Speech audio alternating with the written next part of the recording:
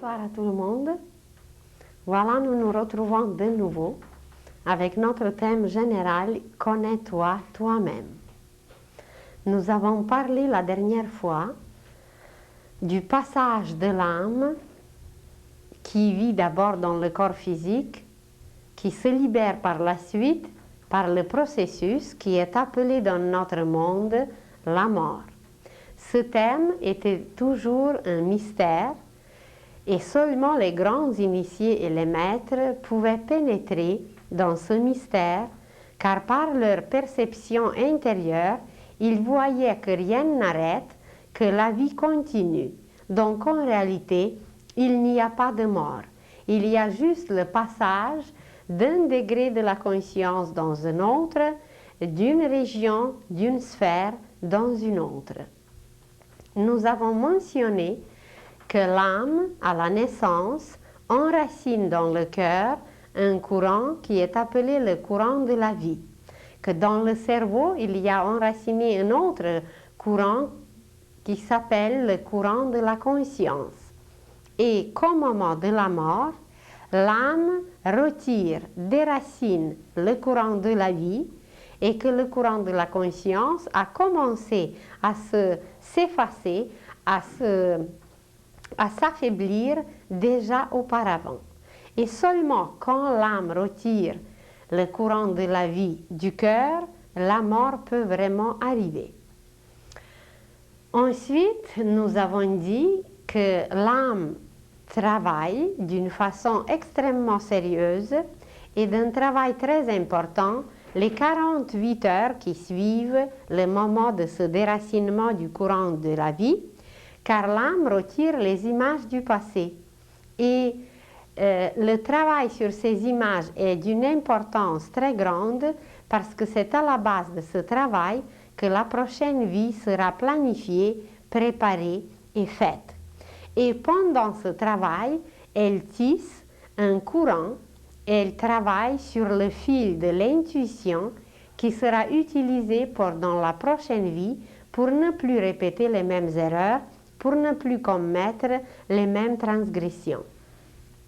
Donc ce courant de l'intuition est extrêmement important car l'âme nous parle à travers lui, l'âme nous prépare pour des choses nouvelles et de ne plus répéter les mêmes erreurs.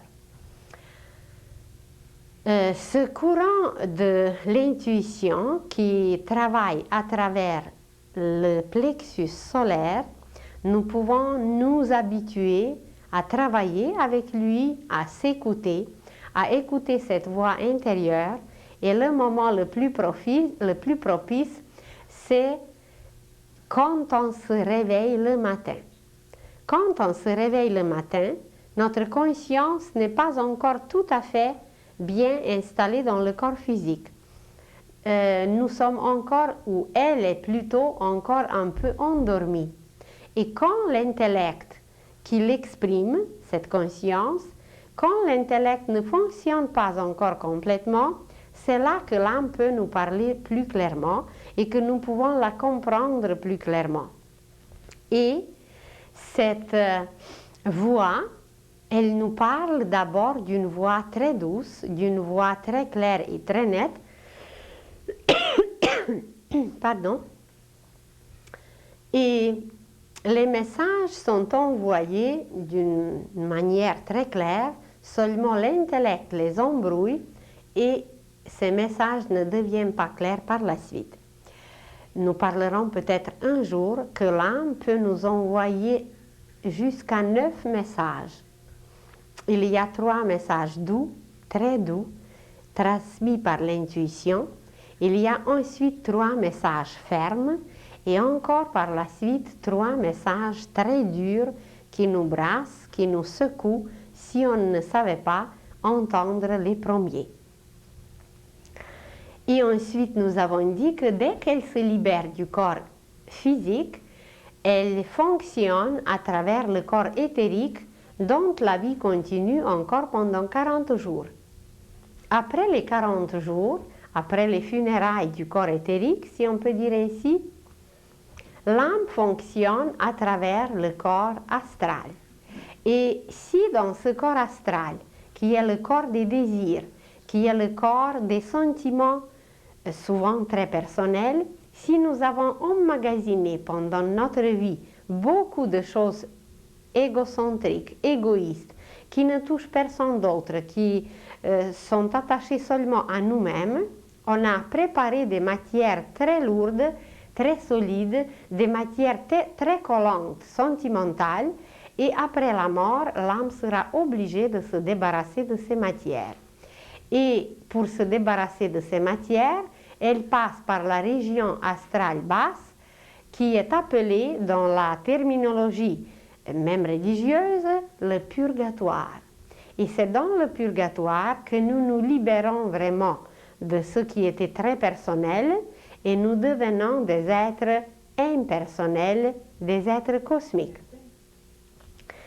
Et par la suite, le chemin, l'acheminement n'est pas terminé, l'âme continue son travail.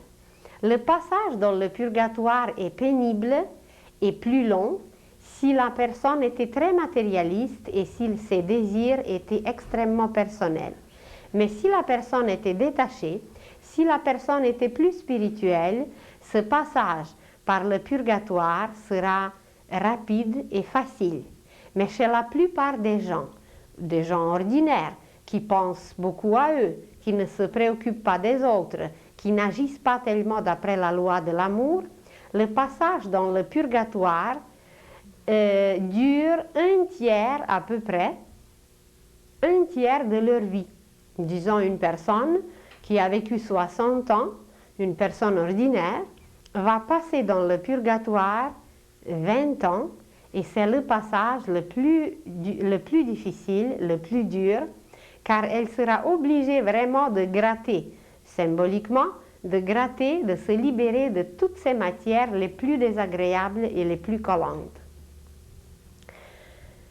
Et quand ce passage est terminé, l'âme traverse une région qui est très rapide pour certains et pour d'autres,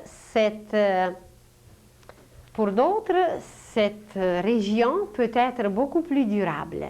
Elle s'appelle région limitrophe. Le mot limitrophe veut dire ce qui est à la limite, ce qui est à la frontière. Par exemple, le Portugal est limitrophe à l'Espagne. Alors, cette région est limitrophe au purgatoire et ensuite à une autre région plus haut. Imaginez une âme, un être humain qui était très matérialiste, qui ne connaissait pas Dieu, qui ne reconnaissait aucune intelligence suprême et qui était complètement attaché à la matière et qui n'admet aucune vie après la mort. Cet être, il était quand même très correct, il était un bon père, il était un collègue extraordinaire, il était tout à fait irréprochable, mais dans son intérieur, dans son cœur, il n'admettait pas l'existence de Dieu et surtout pas que la vie continue. Alors, dans le purgatoire, il ne va pas rester tellement longtemps parce qu'il était quand même un peu généreux, il était quand même un peu bon. Et dans le purgatoire, il n'a pas emmagasiné tellement de matière dure, astrale, pour se purifier, mais il va entrer plutôt dans cette région limitrophe où il peut rester très longtemps. Et dans cette région limitrophe, ça veut dire qu'il était très indifférent envers Dieu, aucun amour envers Dieu. Dans cette région limitrophe, il peut passer très longtemps et il va produire, à cause de cette mécroyance, il va produire autour de lui les vibrations très grises, les vibrations d'une couleur très désagréable, et il va former autour de lui un genre de nuage. Et il va rester dans ce nuage jusqu'à ce qu'il va crier au secours « Mon Dieu, aide-moi ». Il y a quand même une mémoire dans ses cellules, même astrale. Il y a quand même une mémoire dans sa conscience et une vague mémoire de Dieu existe en lui, mais son intellect n'a jamais voulu admettre cela. Et alors, il va rester dans ce nuage et personne ne pourra venir l'aider parce qu'il ne sera pas visible, il n'émettra aucune lumière. Il est comparable à un bateau qui reste en pleine mer, qui envoie les signaux SOS, mais que personne ne peut l'entendre, personne ne peut le voir parce qu'il n'y a aucune lumière, personne ne reçoit ces appels. Et surtout présentement, sur la Terre, comme il y a beaucoup d'athées, comme il y a beaucoup d'êtres qui ne croient pas à Dieu, qui ne croient pas que la vie continue, eh bien, ils se retrouvent dans cette région qui est bizarre, parce qu'en réalité, il y a beaucoup d'êtres en haut qui sont prêts à nous aider, qui sont prêts à nous retrouver, à nous guider. Mais comme ces personnes produisent autour d'eux un champ vibratoire très épais, des vibrations comme un nuage qui est gris, alors ils sont imperceptibles et ils sont invisibles et les êtres de lumière qui doivent accueillir les désincarnés, ils ne peuvent même pas s'occuper d'eux. Et quand ils commencent dans leur souffrance intérieure qui est pénible à crier, quand ils commencent à chercher Dieu, c'est seulement cette voie de la recherche de Dieu qui attire les êtres, si vous voulez, les infirmiers d'en haut, et ces infirmiers viennent, ils s'occupent d'eux et ensuite ils continuent leur chemin. Mais dans la conscience, il reste des traces de cette souffrance.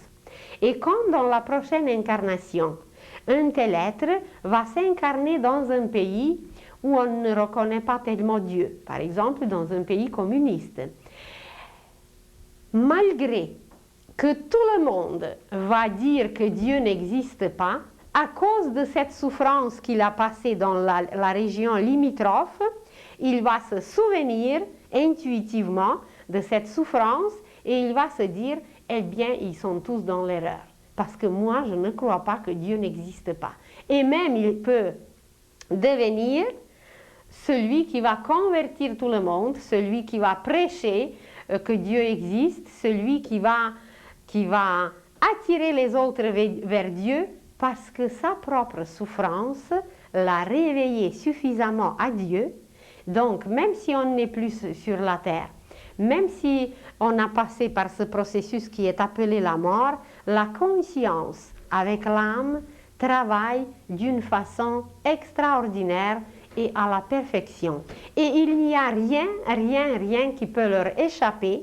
Et toute expérience et tout ce comment on s'est comporté nous pendant la vie, et même tous nos gestes, toutes nos actions sont enregistrées quelque part et ça revient dans la conscience.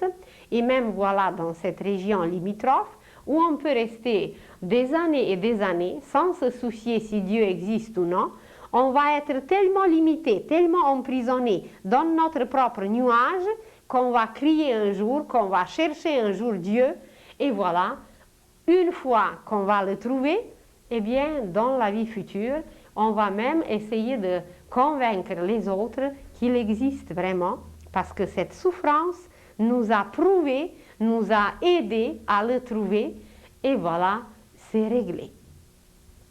Et quand, disons ceux qui n'ont pas passé tellement de temps dans le purgatoire, mais qui ont passé la région limitrophe, ils continuent leur chemin et ils entrent dans une autre sphère. Mais même ceux qui ont passé beaucoup de temps dans le purgatoire, même ceux, ils passent par la région limitrophe très facilement et ils entrent ensuite dans le premier ciel. Le premier ciel, c'est encore le monde astral, c'est encore le monde des désirs, mais ce sont les désirs du ciel. Ce sont les désirs divins, les désirs spirituels pour aider tout le monde, pour amener partout la paix, pour amener partout la vie. Ce sont les désirs durables. Ce ne sont pas les désirs de 2 semaines, de 3 semaines, de 2 ans, faire quelque chose seulement pour moi-même, bâtir une maison pour moi, mais c'est de bâtir peut-être une maison pour les orphelins. C'est de bâtir une bâtisse où tout le monde pourra profiter. Alors ce sont des désirs, mais des désirs valeureux pour tout le monde. Et quand cette matière de ces désirs est tissée d'amour, est remplie de lumière, eh bien, nous entrons, nous préparons ce passage qui est très, très beau. Le passage au premier ciel pour l'âme, c'est le vrai repos.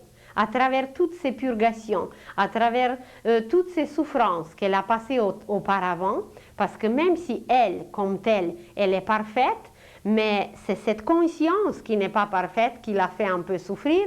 Alors, le premier ciel peut être comparé avec des vacances les plus extraordinaires. Pour la première fois, l'âme prend des vraies vacances. Et la conscience, qui est encore dans le corps astral, mais dans le corps astral supérieur, elle se meut dans un monde de beauté, d'une splendeur indescriptible. Ce sont les rivières, les paysages, les fontaines, les arbres, les fleurs les plus inimaginables, d'une beauté et d'une splendeur qui peut être vraiment difficilement décrite par notre vocabulaire humain. Et voilà, l'âme se repose, la conscience se repose, elle se nourrit de cette beauté. Et quand nous faisons des rêves très, très, très beaux, et bien très souvent, nos rêves viennent de cette région astrale qui est le premier ciel, appelé dans une terminologie occulte peut-être, mais même religieuse. Alors, l'âme passe par ses vacances. Et quel est l'avantage de ce passage? C'est qu'elle peut vraiment profiter au maximum de cette beauté, de cette splendeur. Elle peut profiter d'un repos, mais aussi elle peut énormément apprendre. Car dans ce monde, il y a des écoles. Il y a des écoles de musique, il y a des écoles d'artisanat, il y a des écoles artistiques, il y a tout ce qu'on peut désirer. Et les désirs se réalisent instantanément. Alors imaginez-vous quelqu'un qui a désiré de voyager toute sa vie et qu'il n'a jamais arrivé à voyager. Quand il arrive au premier ciel, eh bien ses désirs se réalisent instantanément et il voyage non seulement à travers la Terre, à travers le monde entier, mais ils voyagent partout dans l'espace et ils peuvent percevoir cette beauté qui nous échappe au niveau physique, qui n'est pas perceptible à notre vision ordinaire. Donc tous nos désirs, les meilleurs, les plus nobles, les plus extraordinaires, se réalisent à travers le passage dans ce premier ciel où l'âme se repose beaucoup, où l'âme est un peu baignée dans la beauté après toutes les souffrances, toutes les misères, et la conscience vraiment se réjouit d'une lumière colorée. C'est une lumière colorée, c'est un monde des couleurs. Le monde astral supérieur, c'est un monde des couleurs. Et quand vous faites un très beau rêve, avec des arbres inconnus, avec des fleurs qui n'existent pas dans notre monde physique, c'est très souvent, ça vient de ce monde astral supérieur où vous rencontrez même votre grand-mère qui est décédée et vous dites, elle était tellement belle, elle était jeune, elle avait tous ses dents, elle était extraordinaire et c'est très vrai, vous la rencontrez parce qu'elle est rendue au premier ciel et toute sa beauté, là, elle va avoir toujours un âge moyen de 35 à 40 ans et elle va être toujours belle. Et voilà, vous revenez le matin et vous êtes émerveillé comment votre grand-mère est extraordinaire aujourd'hui. Et c'est très véridique, les images sont très vivantes, elle continue sa vie et elle est rendue telle que vous l'avez vue. On peut trouver quelqu'un peut-être crucifié quelque part, c'est qu'il est encore dans son passage dans le purgatoire où on est vraiment crucifié parce que toutes les matières se décollent, toutes ces matières gluantes, collantes, désagréables se purifient et voilà, vous avez vu quelqu'un et quand on passe des cauchemars, eh bien c'est qu'on a frôlé peut-être un peu cette région. Et quand l'âme a traversé ce passage dans le premier ciel, alors elle continue son voyage quand elle a suffisamment vu quand les vacances terminent. Et voyez, même à travers les auteurs, même à travers les écrivains, il y a même des livres où ils décrivent, oh, je ne sais pas, 2 ans de vacances, 3 ans de vacances, parce qu'ils se rappellent intuitivement qu'on peut passer en haut des milliers d'endroits, qu'on peut passer du temps et du temps vraiment en vacances extraordinaires. Et ces vacances extraordinaires, eh bien, c'est ce passage dans le premier ciel. Mais quand la conscience était rassasiée, quand la conscience était suffisamment nourrie par cette splendeur, par cette beauté, c'est que l'âme poursuit son chemin et elle entre dans la région suivante qui est appelée le deuxième ciel. Le deuxième ciel, c'est une région encore plus belle, c'est une région encore plus extraordinaire et c'est une région mentale. C'est une région déjà de la musique, mais elle est un peu différente du premier ciel parce que tout est beaucoup plus subtil, tout est beaucoup plus léger, beaucoup plus beau. Et les images de nos pensées du passé, tout ce qu'on a pensé, tout ce qu'on a voulu réaliser au niveau de la pensée, se manifeste ici par les images et l'âme retire une essence de toutes ces images, de toutes nos pensées du passé et elle les transmet à l'esprit. La conscience se réjouit de toutes ces images et c'est transmis à l'esprit pour l'enrichir, pour le rendre plus conscient, etc.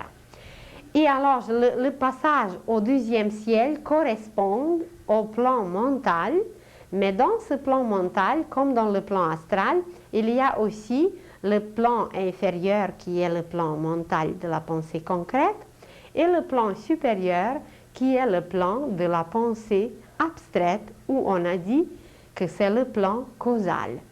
Et vous voyez plus haut le troisième ciel où l'âme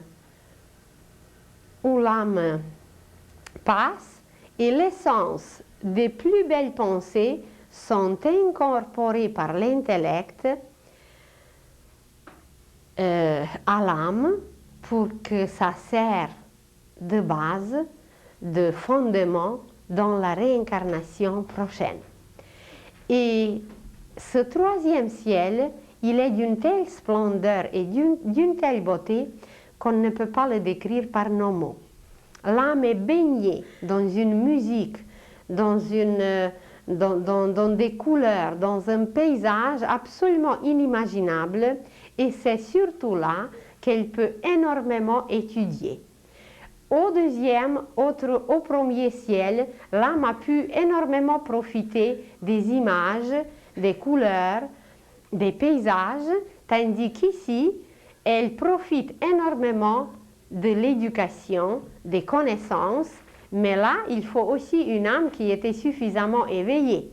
Si c'était une âme qui était endormie, elle ne profitera de rien. C'est comme si vous envoyiez deux êtres humains, 2 hommes, à Paris ou dans une capitale quelconque. Et il y a le premier qui va être émerveillé partout, qui va bien étudier, qui va bien photographier, qui va tout visiter. Il va s'émerveiller sans cesse et l'autre va dormir quelque part à l'hôtel. L'opéra, ça ne l'intéresse pas, c'est des hurlements. L'architecture, c'est rien du tout. D'autres choses, pour lui, ça ne lui dit rien. Alors, au troisième ciel, et même dans le premier et dans le deuxième, c'est un peu pareil. Si c'est quelqu'un qui est intéressé, qui est émerveillé, qui sait déguster, qui sait s'intéresser aux choses, il va énormément bénéficier et profiter dans ses plans. Tandis que si c'est quelqu'un avec une conscience endormie, rien ne l'intéresse, il reste comme ça, à grignoter quelque chose, à ne rien presque voir, alors il va passer auprès de ces merveilles et il ne verra presque rien. Comme quelqu'un qui va ici chez nous voir presque des miracles et ça ne lui dit rien, ça ne l'émerveille pas. Et voilà, une fois passé par ces plans, l'âme se débarrasse de tous ses vêtements, l'âme se débarrasse de tous ses corps. Par exemple, au niveau éthérique, on s'est dit que l'âme se débarrasse du corps éthérique. Quand elle entre au purgatoire, elle se débarrasse du corps astral inférieur, des matières inférieures, et au premier ciel, elle se libère du corps astral au complet. Ensuite, la conscience fonctionne à travers le corps mental seulement. Alors, la veste, le costume était retiré et l'âme reste en sous-vêtement. Donc, le vêtement comme le manteau, ce qui nous protège le plus, c'était le corps physique. Le corps astral, c'était le costume. Le corps mental, c'est le sous-vêtement. Et quand l'âme a profité de toutes ses connaissances, si la conscience est éveillée, quand elle a suffisamment resté dans ses plans, elle se libère même de ce sous-vêtement, exactement ce que nous faisons tous les soirs. Et comme on n'a jamais remarqué que nous faisons le même processus tous les soirs, chaque fois avant d'aller dormir, et le même processus, l'âme l'accomplit après chaque vie. Parce que les initiés nous disent que le matin, quand on se réveille, c'est une petite résurrection. Et le sommeil, c'est une petite mort. Parce que 2 de nos corps, on a 4 au niveau inférieur, 2 de nos corps s'en vont dans l'océan cosmique et 2 restent sur le lit. Le corps physique et le corps éthérique restent sur le lit et la conscience avec 2 corps supérieurs s'en vont. Donc, la petite mort et la petite résurrection sont constamment là tous les jours. Et pour l'âme, eh bien, c'est une fois après que la page de la vie, d'une vie, était terminée. Et quand elle se libère de ce dernier vêtement, quand elle s'est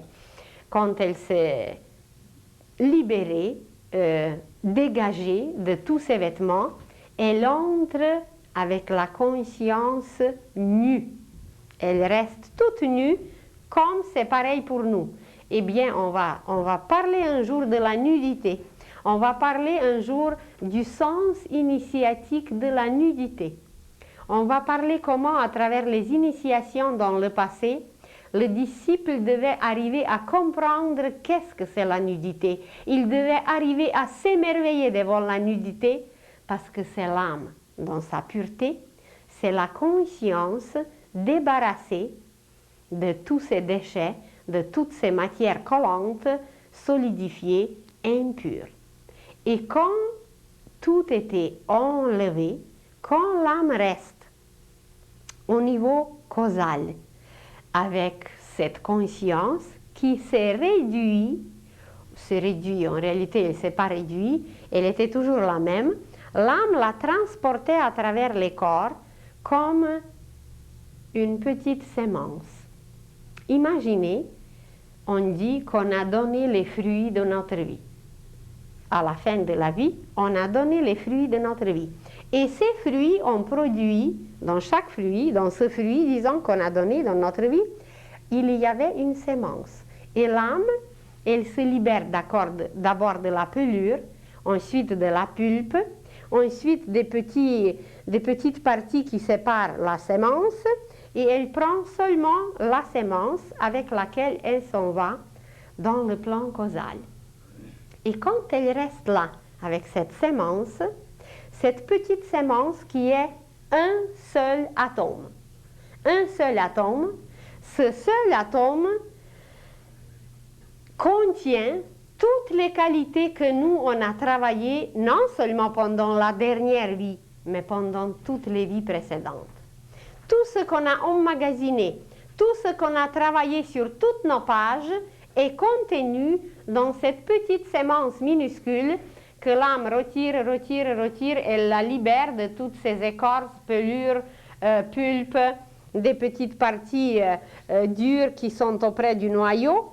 Elle les a renvoyées, pulvérisées, détruites parce qu'elles n'étaient plus utilisables et elle reste comme ça, toute nue, avec cette petite conscience, ce petit grain, cette petite sémence comme un seul atome. Et ce seul atome est appelé l'atome permanent parce que c'est ce seul atome qui va être encore sémé dans la prochaine vie, qui va être encore renvoyé dans le sol physique, eh bien pour donner encore des fruits. Et une autre fois donner d'autres fruits, exactement comme ça se passe dans la nature, qu'un arbre ne meurt pas s'il a donné une fois ses fruits. Il se débarrasse des feuilles, il se débarrasse d'abord de certaines parties, mais l'arbre lui-même reste. Alors c'est la même chose pour nous. Et si l'homme savait observer la nature, il apprendrait tout seulement en observant la nature. En s'observant seulement, en se demandant, mon Dieu, mais pourquoi on se déshabille le soir? Bien pour se laver, pour être plus commode, etc., etc. Mais il y avait un très grand initié dans le passé qui s'appelait Hermès Trismégiste. Et ce grand initié, il a dit, tout ce qui est en bas est comme ce qui est en haut. Alors, ça veut dire qu'il n'y a rien en bas de différent de ce qui est en haut. Ce qui est en bas est seulement le reflet de ce qui est en haut. Eh bien, si on savait juste cette petite vérité, on savait déjà tout. Parce qu'à la base de cette petite vérité, on peut identifier. D'après la loi d'analogie, on peut tout fait, tout acte, tout événement, tout ce qu'on voit identifier, eh bien, on sera omniscient. On va tout connaître, on va tout savoir. Donc, la petite sémence qui était retirée par l'âme, le fruit au complet, on a enlevé d'abord la pelure au niveau physique, au niveau astral, on a enlevé la pulpe, au niveau mental, on a enlevé les petites parties dures qui séparent la sémence, et l'âme, avec le petit grain, se trouve dans le plan causal. Et voilà, elle garde bien cette petite sémence sur le plan causal. Et le plan causal, c'est un genre de grenier. Elle est déposée bien dans un grenier, dans un état presque inconscient, le petit atome permanent ou l'atome germe se trouve là.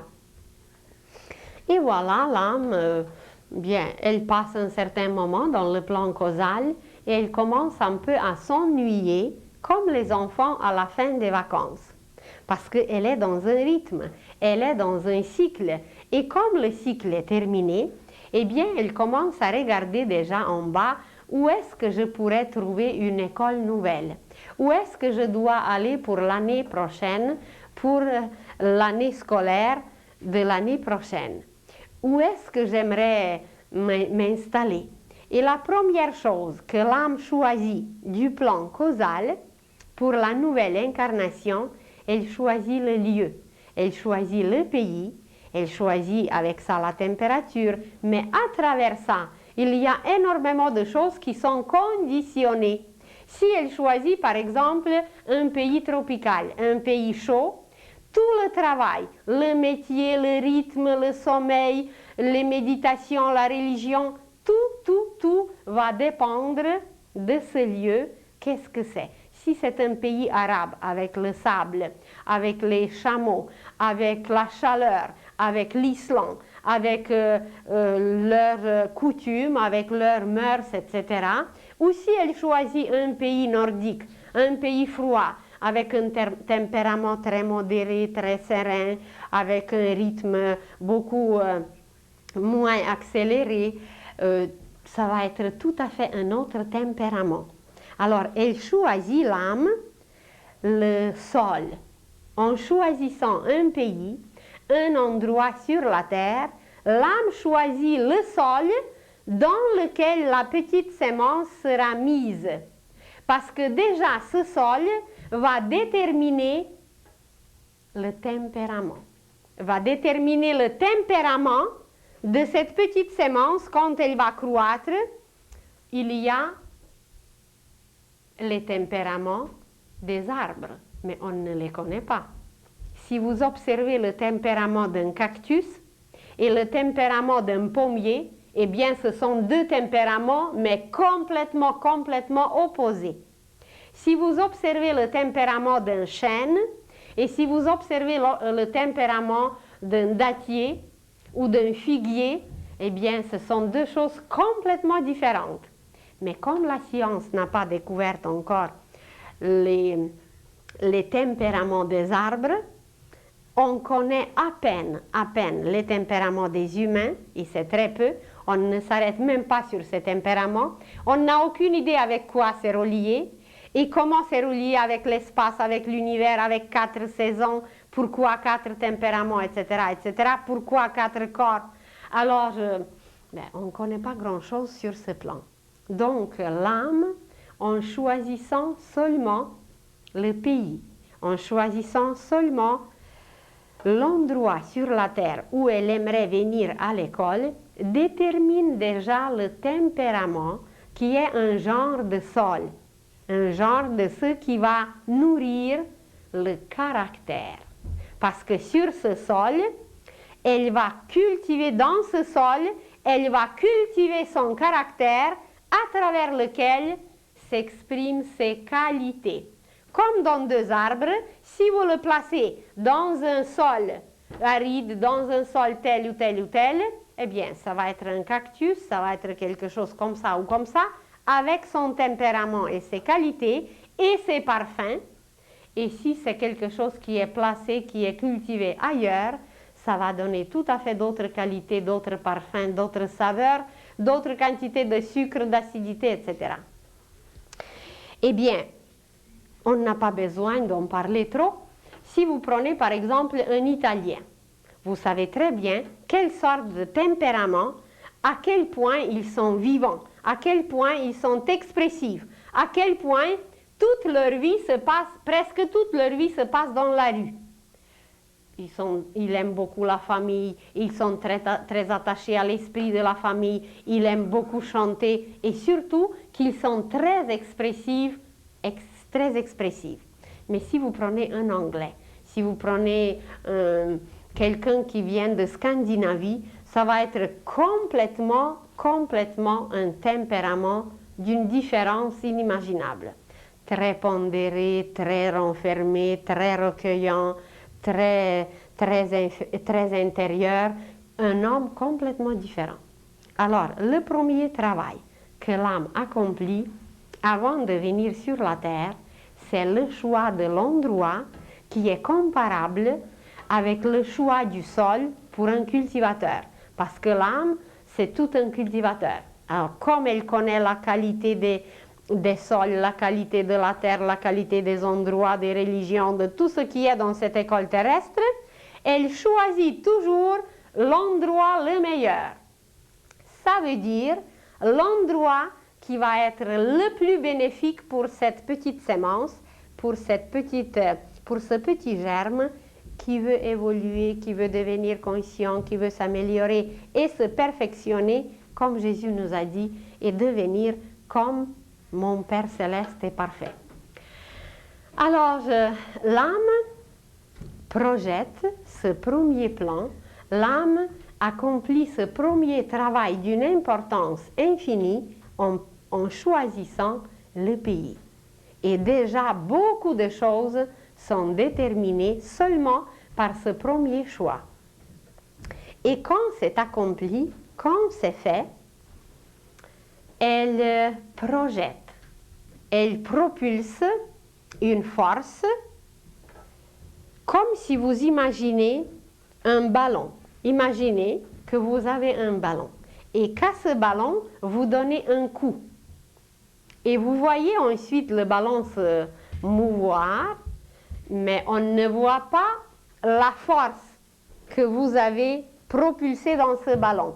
Elle peut être mesurée, cette force, seulement par la distance que ce ballon ou cette balle va accomplir. Si vous avez donné un grand coup, le ballon va aller jusqu'au bout de la pièce. Mais si vous avez donné un coup moyen, eh bien, cette force qui était propulsée et qui n'est pas visible, elle va faire mouvoir le ballon jusqu'à la moitié de la pièce. Mais si le ballon était tout petit, eh bien, ça va rouler un tout petit peu et ça s'arrête. Et si c'était juste un... Comment ça s'appelle?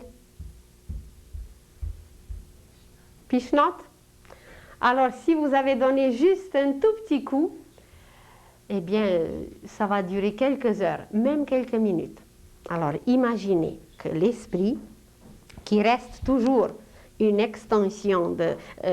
l'âme qui reste toujours une extension de l'esprit, évidemment que cette force vient de l'esprit. Mais c'est transmis par l'âme, et l'âme propulse cette force, elle donne un coup, et si le coup était grand, si cette petite sémence qu'elle possède a besoin de beaucoup d'expérience, traverser le monde, souffrir beaucoup, aller partout, apprendre beaucoup, etc., explorer le monde, alors le coup sera très fort, et voilà, ce corps qu'elle va former par la suite, cette petite sémence, elle va rouler 90 ans, 100 ans, 140 et même plus. Mais si les expériences qu'elle devait passer ne sont pas tellement nombreuses, que les conditions extérieures ne se présentent pas pour une vie prochaine telle qu'elle voulait, elle peut choisir une vie moins courte et le coup qu'elle va donner va être moyen. Alors, on va aller jusqu'à cinquantaine et hop, une crise cardiaque et c'est fini. Elle déracine encore le courant de la vie, la force qu'elle a propulsée était épuisée. Et voilà, c'est fini.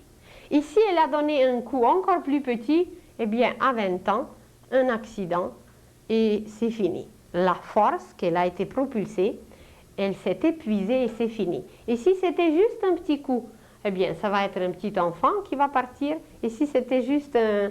quoi? Piche-note? Ça va être juste quelques jours, quelques heures ou même quelques minutes. Imaginez qu'il y a des âmes qui viennent juste pour quelques minutes et puis elles s'en vont. Et puis on peut se demander, mais qu'est-ce qu'elle a pu expérimenter cette âme? Qu'est-ce qu'elle a pu apprendre? Quelles vertus elle a pu développer? Il y a des vertus et des vertus dont Jésus nous a parlé. Et comment se fait-il qu'une âme vient juste pour une seule vie, comme on croit, et juste pour 3 minutes, mais quelle sorte de vertu elle a pu développer? Comment elle a pu devenir parfaite comme le Père Céleste est parfait? En 3 minutes, si elle a juste une vie. Un arbre, une fleur, une herbe. Toute la nature nous parle du contraire et nous, on veut absolument s'obstiner à ça et on veut croire qu'une âme, voilà, elle est venue pour 3 minutes et puis c'est final, il n'y a plus rien. Et puis, je n'imagine pas comment ça peut continuer après. Donc, l'âme propulse cette force qui permet à fonctionner à tous ces corps qu'elle commence à bâtir par la suite. Par cette force, c'est comme si elle a placé la chaîne ou la trame. C'est la chaîne dans le tissage. La base, c'est la trame. C'est ça? Alors, elle a placé un genre de fil qui est une trame. Et à la base de cette trame, eh bien, le reste va se tisser, fil par fil. On ne peut pas exiger d'un enfant qu'il grandisse, qu'il saute quelques années et qu'il grandisse plus rapidement. C'est impossible. C'est pas à pas, fil par fil, comme dans le tissage. Parce que si on manque un seul fil, eh bien, ça va faire le trou. Si on manque un seul jour pour faire mûrir un fruit, eh bien, il y a des saveurs qui ne seront pas introduites dans ce fruit. Alors, pourquoi nous, on se dépêche? Pourquoi nous, on veut quelque chose tout à la fois? On veut aujourd'hui des grandes connaissances, des grands pouvoirs, tout embrasser à la fois, tandis que dans la nature, c'est tout à fait le contraire, c'est graduel, c'est petit à petit. D'ailleurs, non seulement dans la nature, mais dans la nature humaine, c'est pareil. Un enfant ne grandit pas en 2 heures, il grandit À chaque instant, à chaque minute, à chaque seconde, il y a des positions des corps célestes, des soleils, des constellations qui se placent différemment et qui influencent cet enfant. Et voilà, il grandit petit à petit.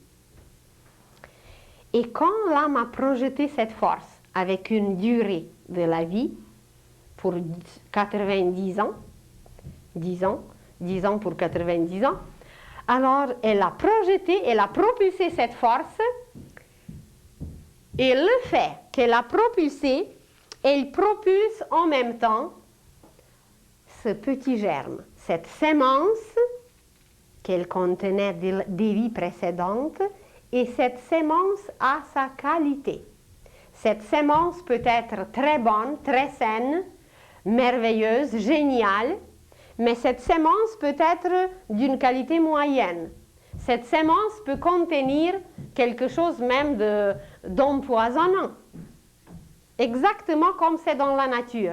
Alors, si l'homme dans le passé a travaillé fort, il a accompli des œuvres extraordinaires, il a emmagasiné beaucoup de qualités et de vertus, et dans ce cas, la petite sémence, elle peut être comparée avec l'or. Et qu'est-ce que c'est l'or? C'est la lumière. Ça ne se rouille pas, ça ne se dévalorise pas, c'est toujours valable, c'est toujours valeureux, c'est toujours bon, c'est toujours lumineux, c'est toujours profitable, ça nous protège, etc.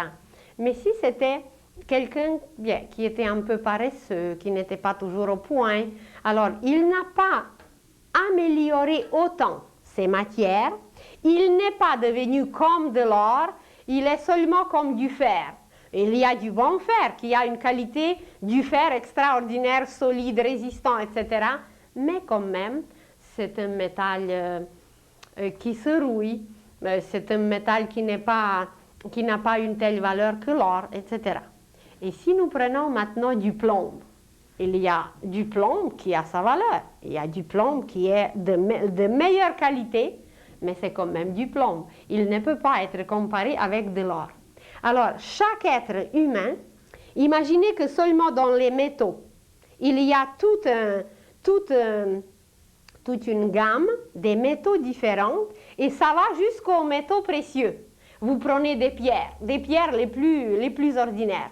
Mais parmi des pierres ordinaires, il y a des pierres que vous pouvez écraser en poussière facilement, il y a d'autres pierres qui sont très résistantes, mais il y a aussi des pierres précieuses. Il y a des pierres extraordinaires qui possèdent des qualités guérissantes, des qualités de lumière, de couleur, etc. Eh bien, parmi les âmes humaines, c'est pareil, qu'il y a des gammes et des gammes et des gammes et des nuances à l'infini, selon nos efforts, selon comment on a travaillé l'amour, comment on a travaillé les qualités, les vertus, on a emmagasiné dans cette petite sémence que l'âme a retirée de nos corps, dans cette petite graine, dans ce petit atome germe, se trouvent toutes nos qualités, et il y a une justice divine absolue que rien jamais ne peut se perdre. Et tout ce qui était fait pour le bien, pour tout le monde, pour la paix, pour la vie, pour tout simplement pour la création, c'est contenu dans cette petite sémence.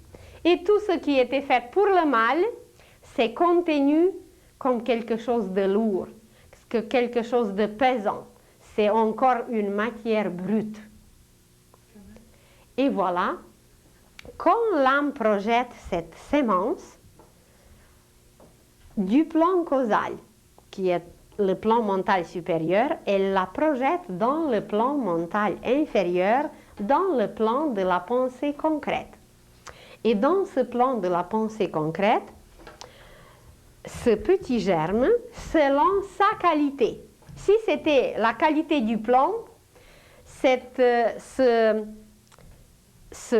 germe va attirer des matières mentales, mais à sa fréquence, qui correspondent à sa fréquence, qui correspondent à sa qualité. Cette sémence va attirer des matières de la pensée, des matières mentales très lourdes.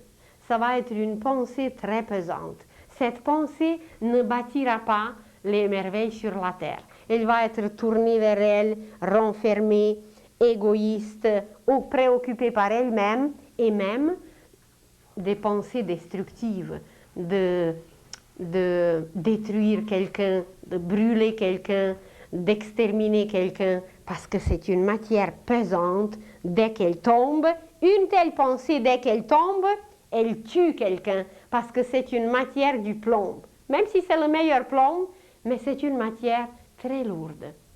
Alors, un criminel futur, eh bien, c'est une âme en évolution, c'est une âme qui va s'améliorer, mais à l'état présent, les qualités qu'elle a travaillées dans le passé ne sont pas nombreuses.